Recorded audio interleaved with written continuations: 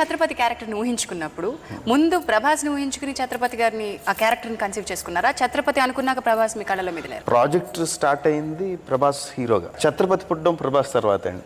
Actual basic ఉన్నది mother and son sentiment, చిన్న line అది. ప్రభాస్ బాడీ లాంగ్వేజ్కి, తన హైట్కి, తనలో ఉన్న మ్యాన్లీనెస్కి తగ్గట్టుగా క్యారెక్టరైజేషన్ కూడా డెవలప్ చేసుకున్నారు. ఫస్ట్ ఈశ్వర్ చూసినప్పుడే బాగా నచ్చాడు. అప్పుడు ప్రాజెక్ట్ అనుకున్నాం, అది వర్కౌట్ అవ్వలేదు. మామూలుగా ప్రభాస్ని చూసిన ఎవరికైనా సరే యాక్షన్ హీరో కనిపిస్తాడు డెఫినెట్ గా. ఫన్నీ థింగ్ ఏంటంటే యాక్చువల్ గా లుక్స్ అంతా మాస్ హీరో లుక్స్, ఎవరు మాస్ సినిమా తీయలేదు. అంటే నా కోసం అలా రెడీ అయ్యి ఉన్నాడు మాట, యూస్ చేసుకోవడానికి అంత ఎవరు కోసుకోకుండా పండు అలా ఉంది, అది నేను కోసుకున్నాను. యాక్చువల్ గా తను చేసిన లవ్ స్టోరీస్